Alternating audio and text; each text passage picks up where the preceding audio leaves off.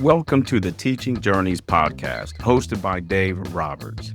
Humanity possesses a unique skill, the ability to pass knowledge from one generation to the next. This podcast embraces that ability, offering learning opportunities through conversations with extraordinary guests. Dave aims to leave a positive mark on individuals around the world. So before you dive into today's episode, please share this podcast with your network, including friends, family, and colleagues. And please consider leaving a rating or review. Your support makes all the difference.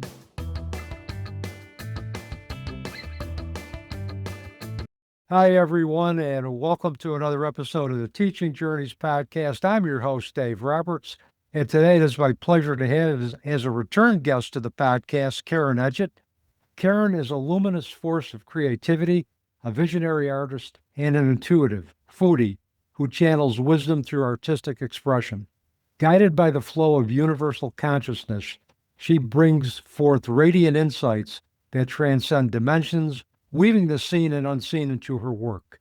With decades of deep exploration into metaphysics, Karin has cultivated profound connections beyond the everyday realm, bridging energies, decoding Akashic records, and receiving wisdom from higher selves, nature's messengers, and even food itself.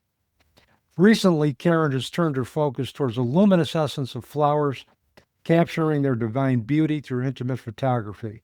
Her self-published books and Botanical Vision Oracle deck bring forth the messages whispered by flowers, a wisdom revealed to her during the profound stillness of the COVID era. These gentle yet powerful beings urge her to share the teachings, offering guidance for transformation and harmony across the planet.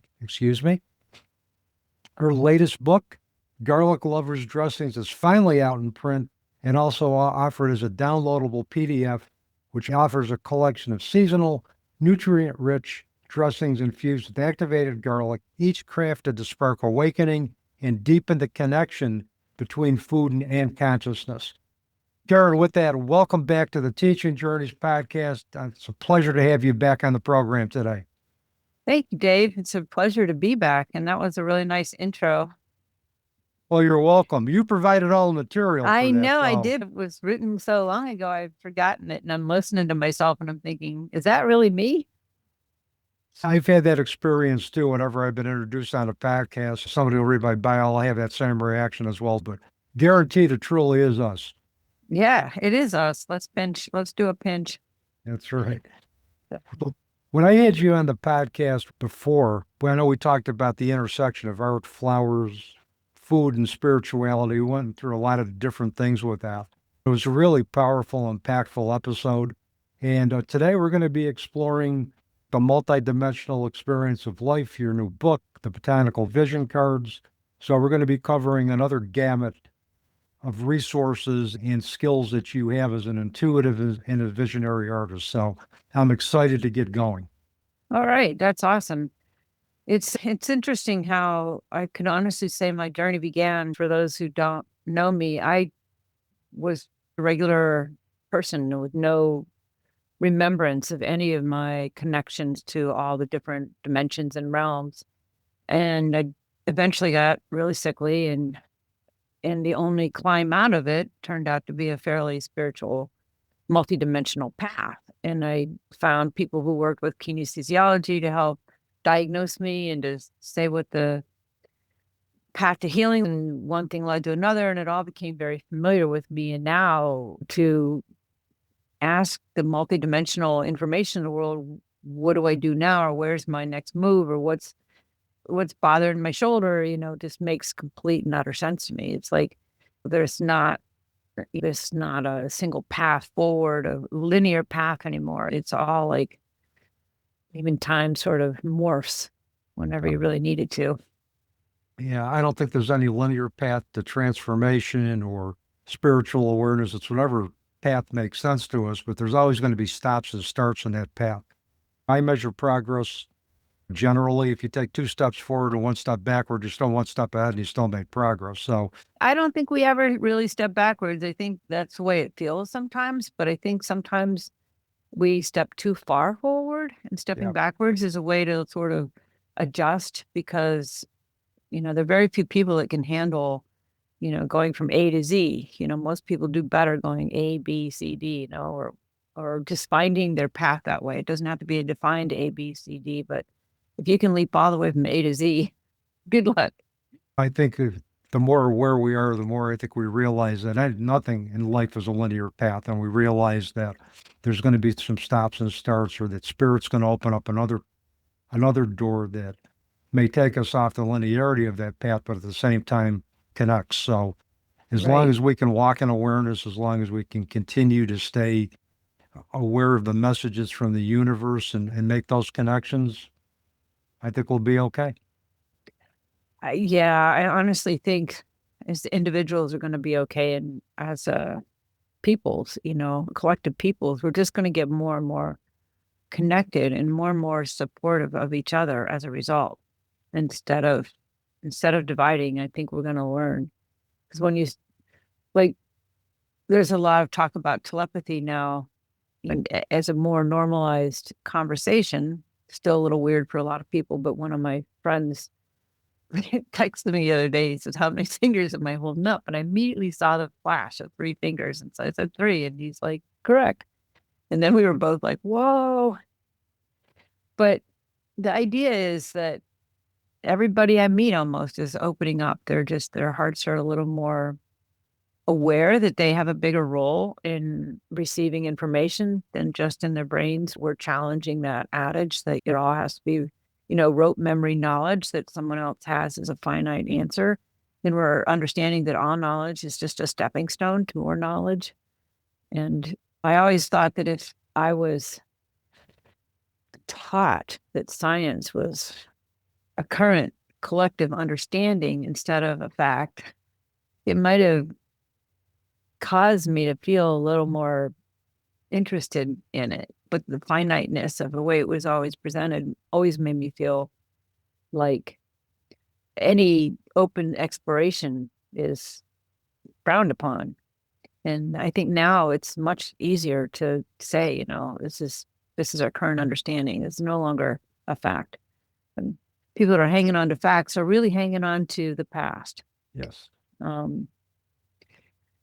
And I know facts have a really interesting use at certain points. Like if you're building a rocket ship, you want to all agree on what materials to use and how to do it. But when you're going to build the next rocket ship, you have to allow for all that knowledge to evolve.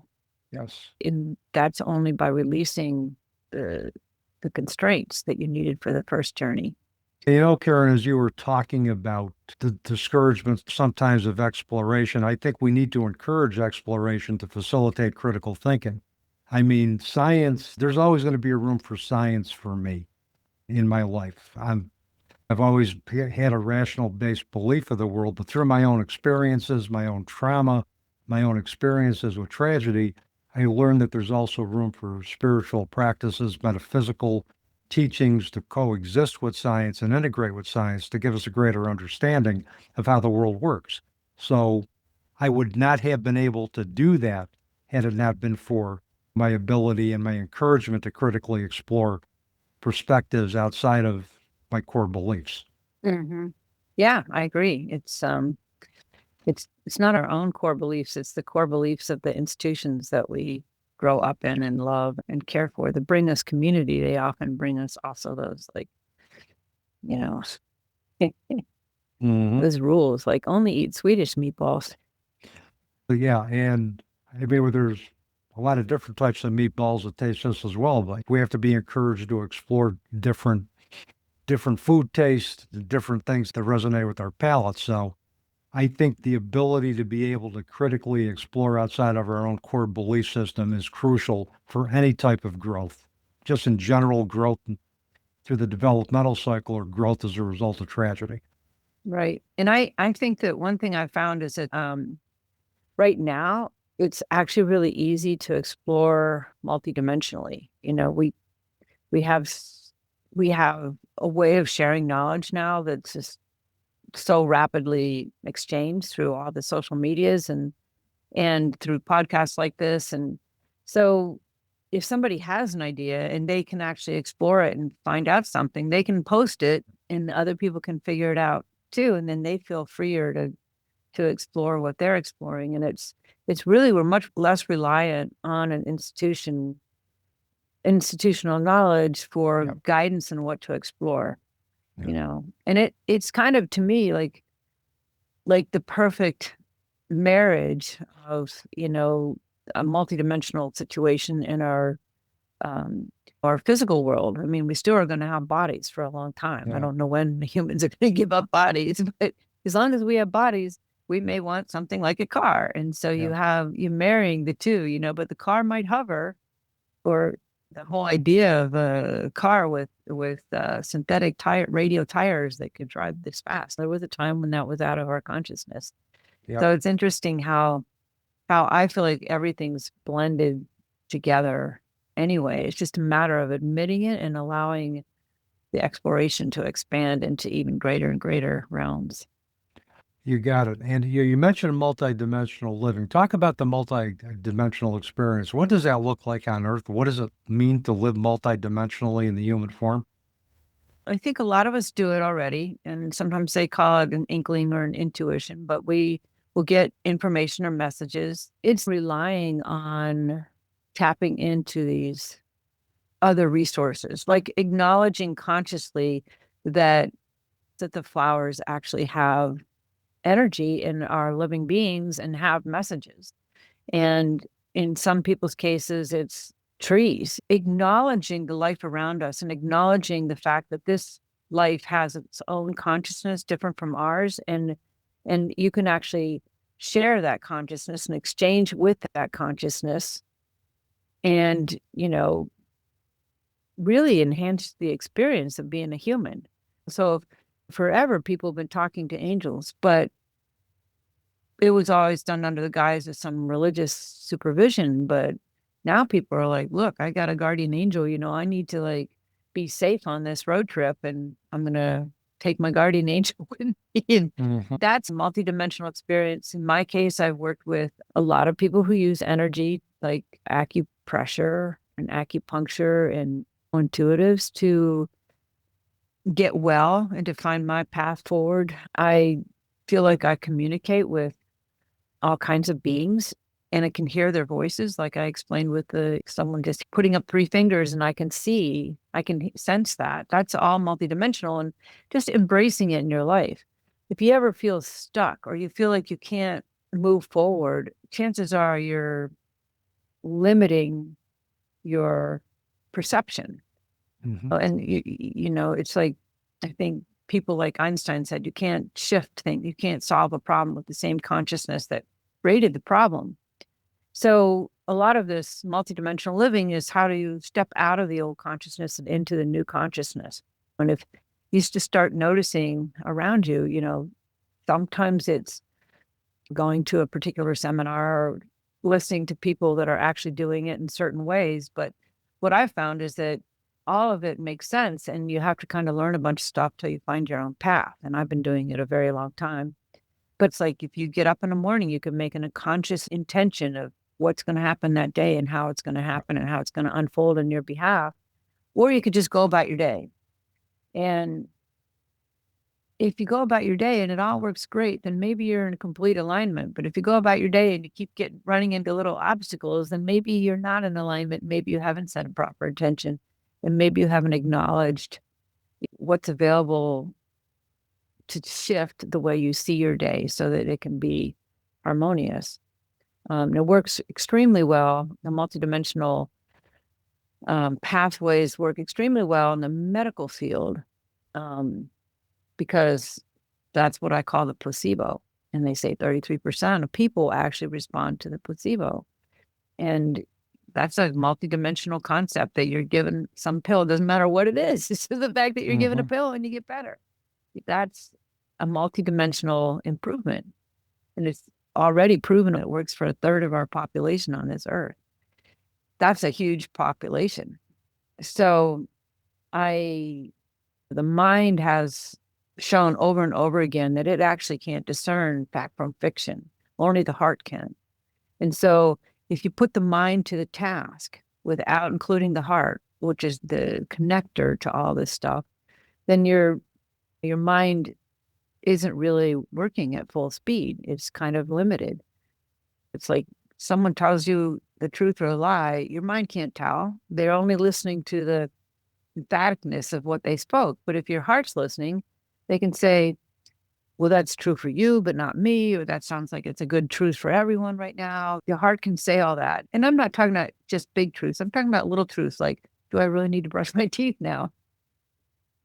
Or are they just telling me I have to? There's things like that. Or am I really going to benefit from this if I do it? If your mind's listening to the ad, you're going to be like, yeah, I can. But if your heart's listening, you might have a real thought about it. Like, this is not necessarily going to help me. It just looks cool.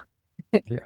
So I guess the multidimensional living is really just allowing yourself to tap in and solicit the help of the world around you on a conscious multidimensional level. So a lot of us solicit the world around us to help us, but we do it subconsciously.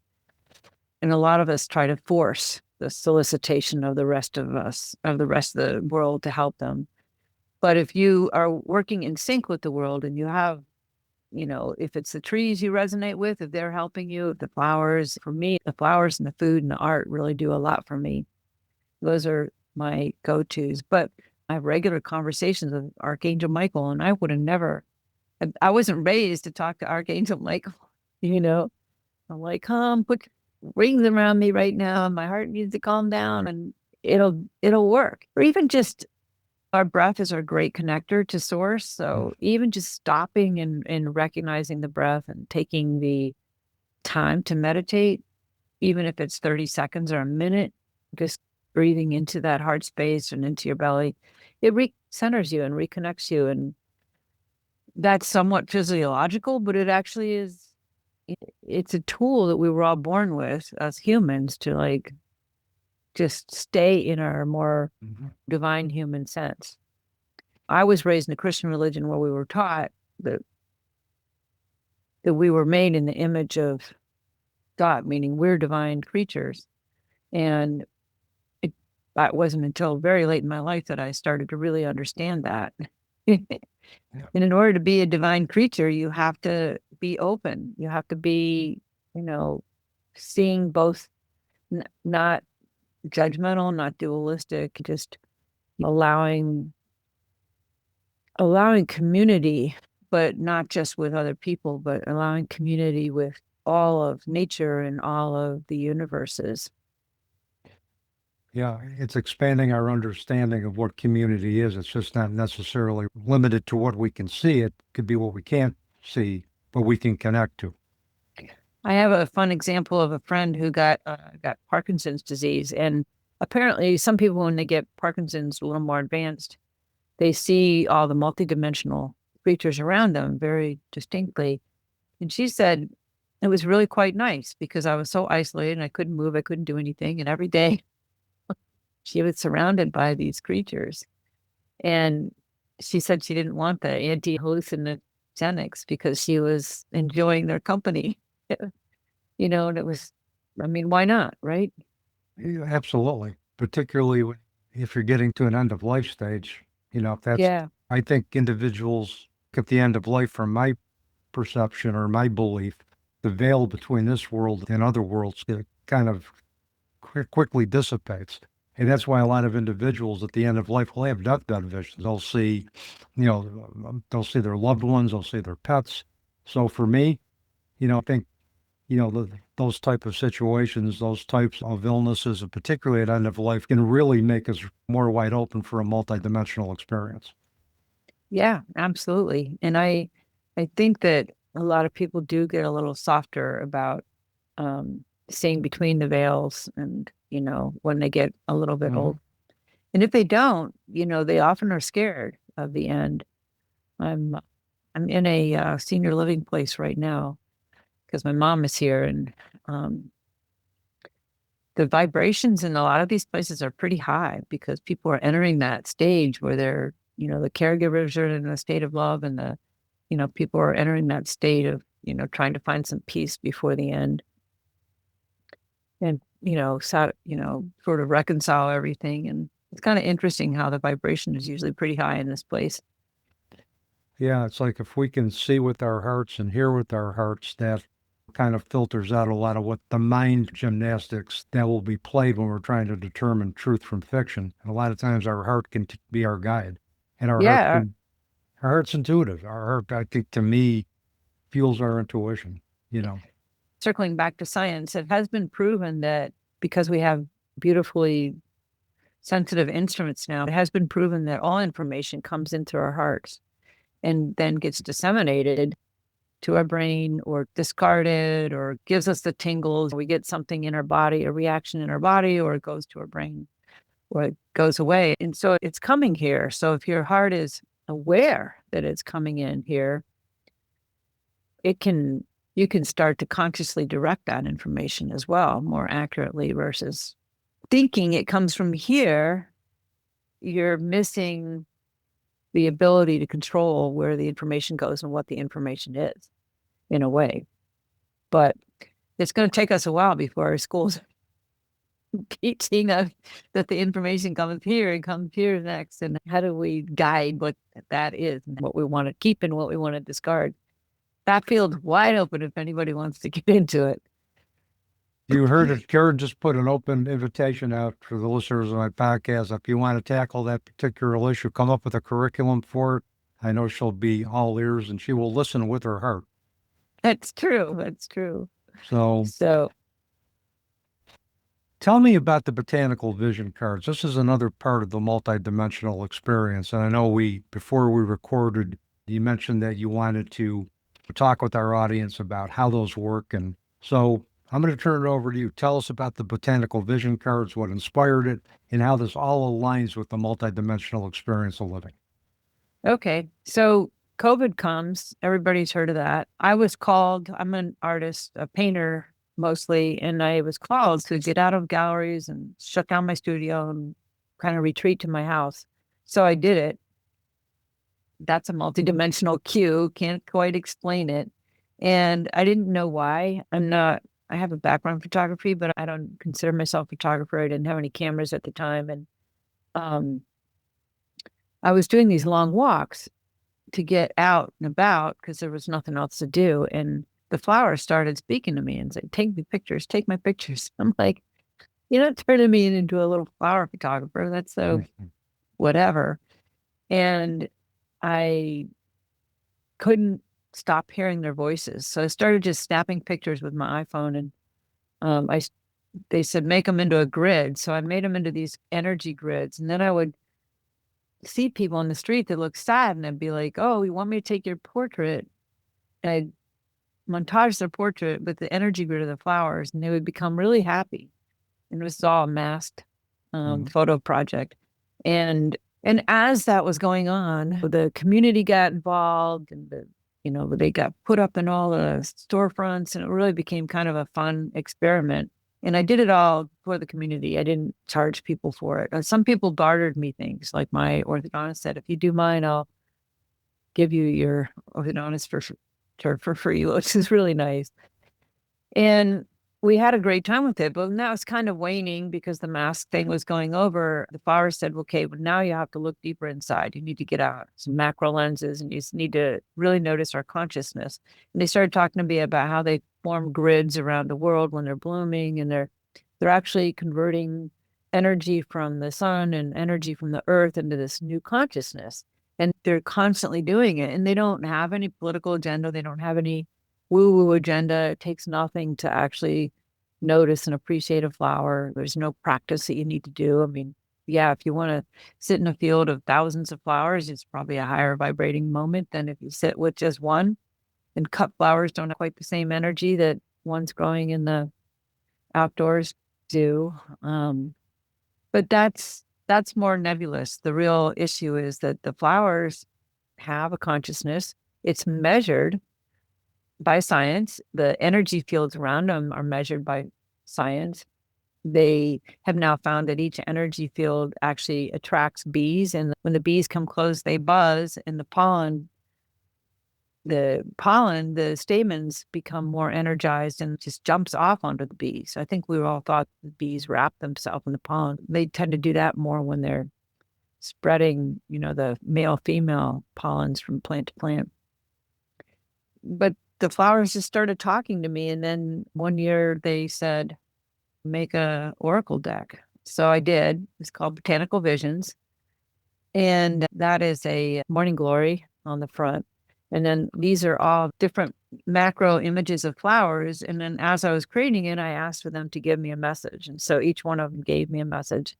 And then the way it works, it's more like a wisdom deck. If you're stuck on anything, you ask it a question and they will tell you a direction to unstick you. Dave, do you want me to pull one for you? You're Sure. stuck on? Yeah, absolutely. Go ahead, pull one for me. Do you want to say out loud what you're stuck on? Sometimes it helps too. Yeah, Have I know. witnesses.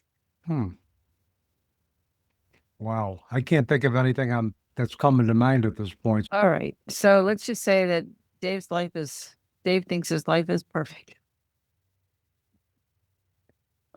But that's okay. We'll just do one for that, just for the fun of it. Okay. Right? Okay. So when I hold them up and fan them, you just tell me when to stop. Like when you see one that you think is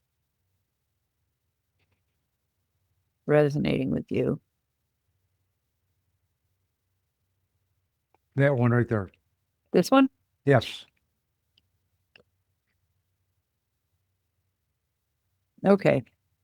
I don't know what this means to you because I don't know what the situation is, but this one says ask as a prayer. When you ask as a prayer, you ask and you receive, right? Because that's kind of how we think of praying. So next time you need something, you might want to sit down and ask as a prayer instead of just saying, hey, universe, I want this. And actually sit down and structure a little prayer for it. Maybe it'll happen. Mm-hmm. Yeah, the power of intention and the power of being clear in terms of what you need. Yeah. But it also, not even just asking the universe, but maybe directly asking God what you sense as God. Writing an intention down saying, I want to make $100,000 by the end of the year is one thing, but asking is more like, your dear God, show me the way to make $100,000 before the end of the year, But, they ask for a prayer, that's kind of relevant. I did think of something, and I thought about it silently and put that intention out there silently, and that card actually aligns with what I was asking. So, well, that's awesome. I had a cute story about myself once. I'd traveled halfway around the world to swim with the whales, and I'd got there and I forgot my mask that fit me perfectly when I dove down in. I have a narrow head, and I was so upset. And I thought, well, I might as well ask the flowers because I don't think I can go on. Because we're in a very remote area. I mean, getting another mask would have been almost impossible. And so I picked one and the card said hum. So I started humming. And this girl that I didn't know walked past and I said, I forgot my mask. And she said, oh, I brought two and one's really small. So it'd surely fit your face. That's a multidimensional living. mm-hmm. There's a prime example there. Absolutely. Absolutely. Are there any self-imposed barriers that people have that prevent them from living multidimensionally, from your experience? I think that we do all the time, and it's hard to sort it out, to be honest with you. My journey's been pretty wiggly over the years, but I'll take a recent example where I felt like I was overreacting to people that were critical and in ways that weren't really appropriate. And I was overreacting and I thought to myself, why am I overreacting? With all my wisdom, why am I overreacting? And it turns out that even though I have all this wisdom and I have all this expanded consciousness, there was a piece of me when I was 7 years old or something like that, that was so dismissed and criticized that needed to be healed. And because I work multidimensionally on, solving these problems, I was able to, sort of talk to that 7-year-old and say, well, that happened, but it's, we're different now. We can actually, I'm different now, it's not going to happen again. We know better. And you sort of reparent them, and then you bring them back into yourself. So you become more of yourself. Lots of times a fragment of yourself can be stuck somewhere, screaming at you to be reparented and brought back in. And you can't make sense of it in the linear path, because if I'd even gone to a therapist in a million years, I might not have figured that out.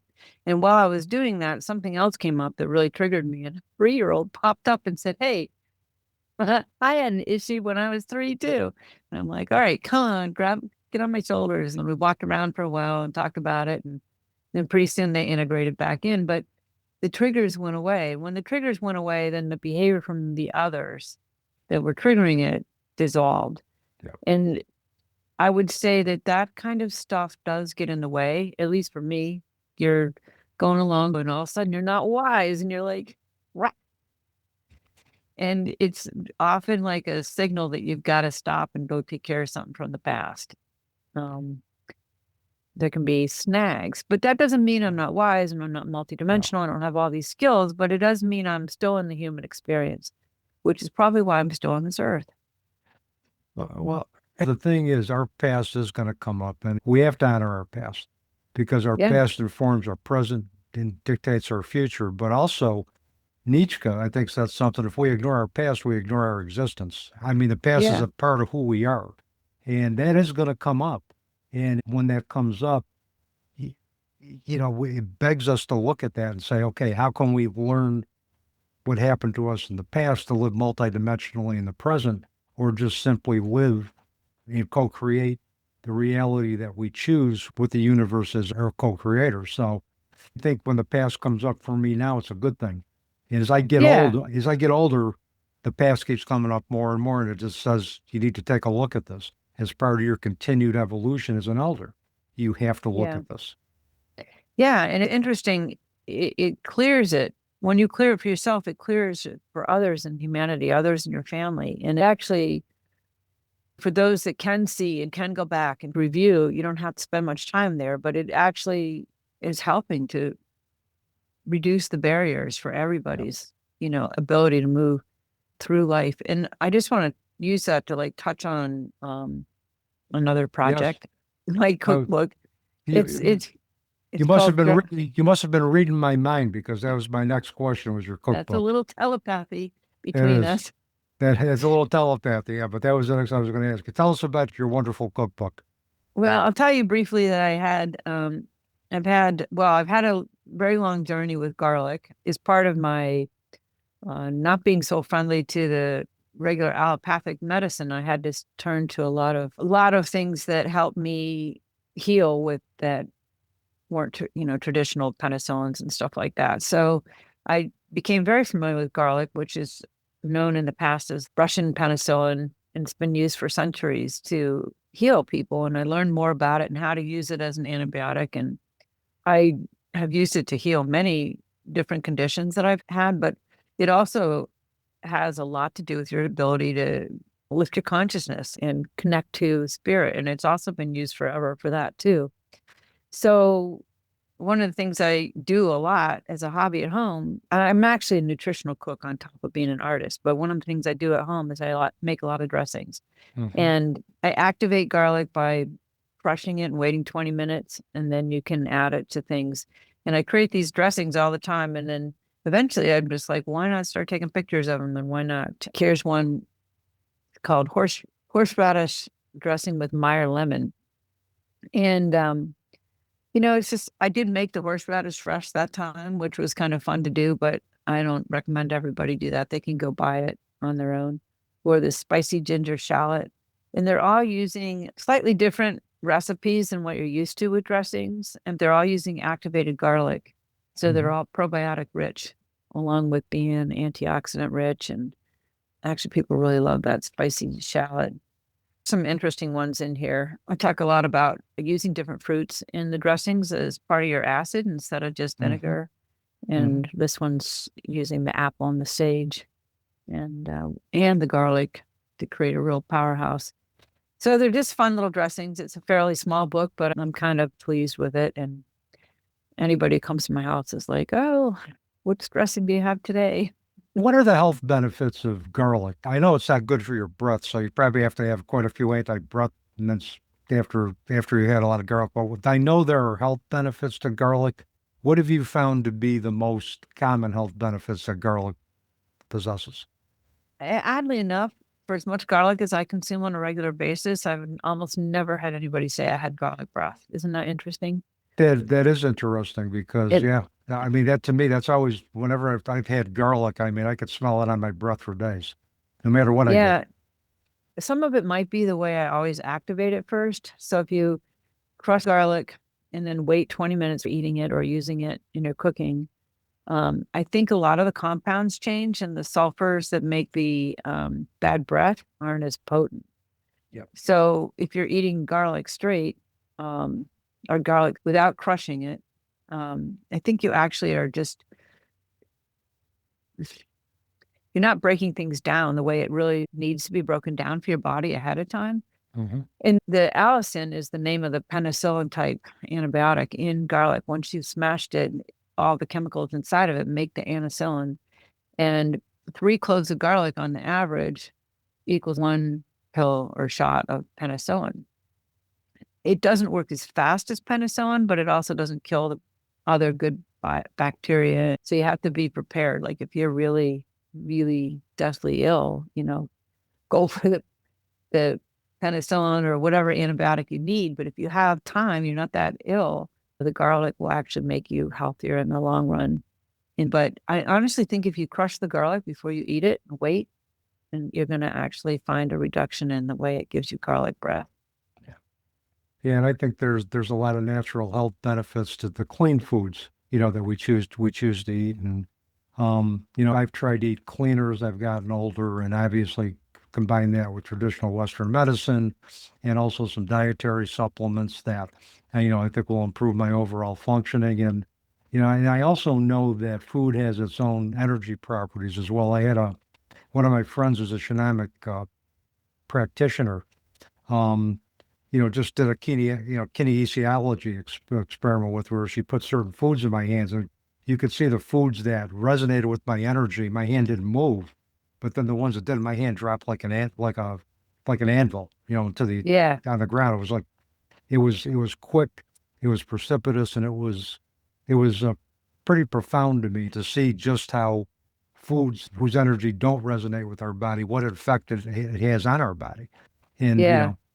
and I think in terms of when you mentioned about flowers and nature speaking to you, I mean, if we look at it, many indigenous cultures, that's how their ancestors speak to them, is through the natural world. I think it's a beautiful way to experience the world. And I think if we can all experience the world or be open to experience the world that way, I think we can have a society that's more heart-centered, that's more compassionate, that's more tolerant of each other's beliefs, and more willing to create diverse communities where differences are actually embraced because of the teachings that they render. So there's a lot Yeah.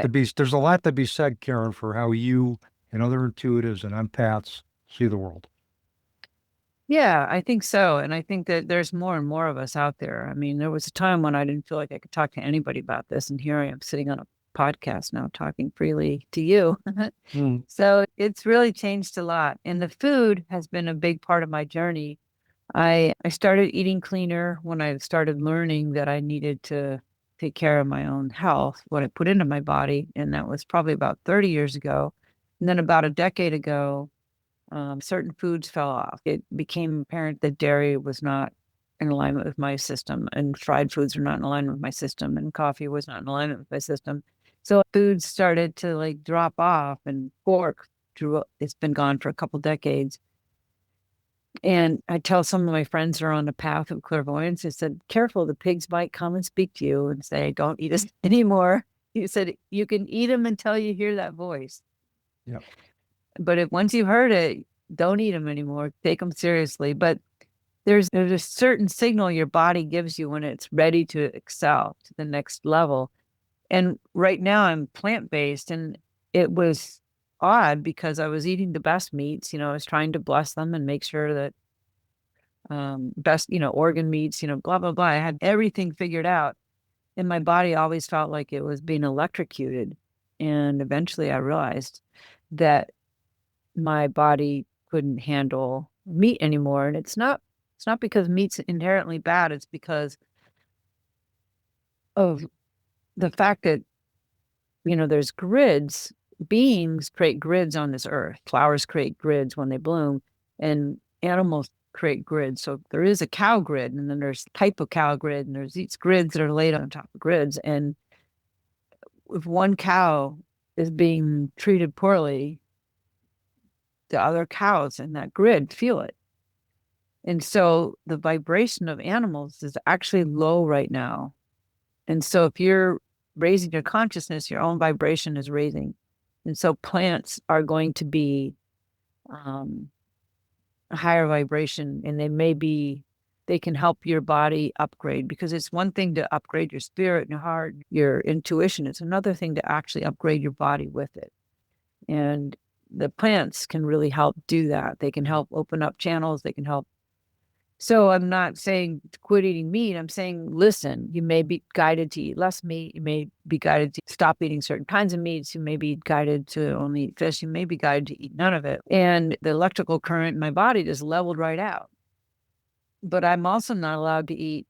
My body hates like refined foods. So try being plant-based, and you have to make your own crackers if you want them, because my body's so particular now. And it feels great when I honor it, and it doesn't feel so good when I don't honor it. But food has so much cultural meaning to us and so much community meaning to us that the toughest part of switching what I eat. For me, being a cook, I can switch out whatever I want and get the right proteins or the right nutrients I need. But walking into a family that's eating, what they're eating, and I can't eat it, it's sort of like blasphemous almost. Yeah. So it takes a while to reestablish my relationships with family and friends as I change my diet. It's quite interesting. Yeah, I know in my culture, I'm half Lebanese, and my grandmother was the matriarch of the family, and every Sunday she would bring, her sons or daughters with the nieces, nephews, grandchildren, and we'd all get together, have a big meal, and around food, we would talk about, the events of the week. We would talk about issues we were dealing with, and we solved problems over food. We celebrated over food. Yeah. And if you came to my mother's house and you didn't eat anything, you probably were likely not coming back, because you had to eat something, at least Trust- something. So when I broke off, and I still eat, Mediterranean diet, but not in the excess that I did before, where it was like, well, you eat, until you bust. I do miss the family gatherings and the cultural significance of bringing families together. That's the one piece about that I do miss. But there is a lot of cultural significance to food, to meal planning. And a lot of times, if we have to relinquish that to embrace either multidimensional living, to embrace cleaner health, to embrace plant-based diets, which have been documented to improve physical and mental health care outcomes, there's a certain sense of loss and yearning and grief, because we're relinquishing those traditions that were part of our identity. Well, an interesting story about Japan. They were vegetarians in Japan up until one day one of the kings said, "Look at all the Westerners. They're bigger than us. And they're building all these rockets or whatever they're building, they're industrialized." And he wanted the land of Japan to be like these westernized countries. So he deemed that they would be starting to eat meat. And so now they eat a lot of meat. And you've got the Wagyu beef and this and that. And so we don't realize how it does change anyway, And I have been excommunicated from several circles because of my change in diet, but I have been invited back into a few of them, either because they're eating more salads or something. But I figured out, what I can bring that gets me reinvited so I can at least enjoy the community of it. But someone not trying your food is hard. Yep. Yep. And someone not inviting you because you don't eat the same thing is hard too. So the young people though kind of get the embracing people where they are. So I'm really excited about that. When I meet people that are younger, I'm like, they're like, oh, that's cool if you don't eat that. And I'm like, really? That's nice. Yeah, that's one of the things why I love working with the younger generation. A lot of times they just let things roll off for Yeah. them and they're not as judgmental as individuals in our age about what we eat or what we do. It's just like, yeah, just go with the flow. Do what makes you happy. And that's one of the benefits. One of the things I've learned from young adults in terms of working with them is kind of that go with the flow and just, you know, just let life be what it's going to be. As long as you're happy, who cares Yeah. what anybody else thinks? And that's something that they taught me in abundance of. So, That's awesome. The world's always evolved by young people. Not that older people don't have their value, but it's just easier because the older people did all this work to shift things, and then the young people come into that already in that shifted state, and then they have a job to shift things further. But every generation really does have it easier than the previous generation, no matter what they say. yeah. And I think every generation, old and young, can work together to shift the narrative. We can throw we can throw the kind of biases of ageism on both ends of the spectrum. Well, you're too young to really either make an impact or for me to learn from you, and well, you're too old to still be useful and for me to learn from you. And if we realize we can all learn from each other regardless of age, that together we can make a difference. That's the other part that I think is going to allow us to embrace multidimensional living in the human form.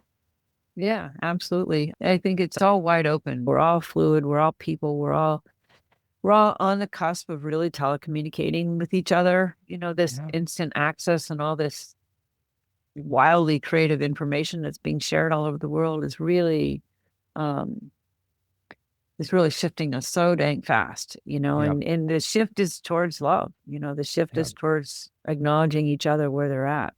Yep. And if you watch the news, it may seem like the opposite, but you actually have to get out there and see what's really happening to know that what's really happening is that, the world is going through this metamorphosis. It's going through a metamorphosis, and I think eventually it's gonna morph into a version of the world that espouses inclusivity, tolerance, embracing differences for what they can teach us, as well as celebrating our similarities. And if you look at it, we're all members of the human race. We share the same DNA.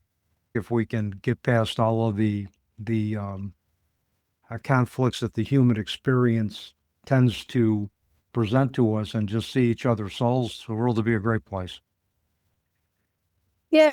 Well, I think on that note, the world is a great place already. And honestly, as humans, we're always looking to improve this Yep. experience on this earth. I mean, each generation has its own ideas of how to improve it. And what someone did before isn't necessarily the way of the future. Mm-hmm. So it's interesting. When you get older, you get to see many layers of generations come in and see kind of, and also you're still aware of the generations that came before you and what they thought was a great accomplishment, and I mean, my grandfather loved telling stories of driving the first Model T and how you had to go backwards up a hill because the gas tank was gravity fed. Yep. You went forward, you wouldn't be able to go up the hill. Yep. That's right. There's layers that we just go through as humans. And as the older you get, the more you can see the progress and put everything in perspective, which is kind of neat. Absolutely. Karin, we're just about coming to the end of our time together. It's been another great conversation. Again, I appreciate you making time today for this discussion. And one of my last questions that I do want to ask is if you got one ultimate takeaway or wisdom to leave with our audience today, what would that be?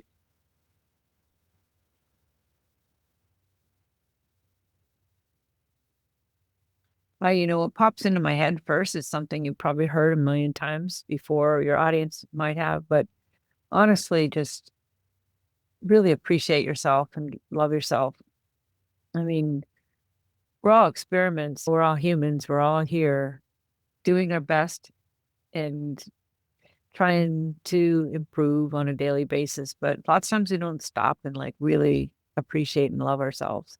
We keep just thinking about what do we do next? What's our next level of pushing ourselves, when really appreciation for where we've been and where we are, and a love for that goes a long way. I think it's a great message. Similar messages have come through, or wisdoms, or have been passed on by my other guest contributors. But I think hearing that message over and over about love yourself, love Appreciate others, yourself. appreciate yourself, love others. I think if we can continue to hear that, we can bring the world to a vision where we see it. And I think you're right. I think initially, the world is a great place, but we can make it an even better, more inclusive place if we can espouse some of these principles. So my last question for you: if people want to get in touch with you, purchase your botanical wisdom cards, purchase your books, contract for your services, what's the best way for them to do that, Karin? Just go to my website. It's KarinEdgett.com or KarinEdgett.art. And my first name is spelled with an I, and Dave will put that in the notes. But if you Google Karin Edgett, I should come up. My website should come up. And for your listeners, I have a $5 coupon code. It's PODCAST $5 that anybody could use on the website for something that they see there that they want to purchase. Or like you said, I have a lot of different things that I dabble in and do. And sometimes you might just want to sign up for my newsletter, and I'll send you bits of information from time to time. It sounds good. And I'll make sure all of that information, including the coupon code, gets in the program notes when our episode drops on all my podcast platforms. So, Karin, with that, thank you so much again for another great conversation. I look forward to having more with you in the future. And again, thank you for taking time today to be a guest on the Teaching Journeys podcast. Well, thank you, Dave. I really appreciate all that you do. I'm so glad. And thank you for asking me twice. And may you have a blessed rest of the year and holiday season, rest of your life. Yes, you too. I'm sure our paths will cross again, Karin. So I'm hoping so. I'm hoping so. Me too. And with that, that's a wrap on another episode of the Teaching Journeys podcast. I'm your host, Dave Roberts, wishing you peace.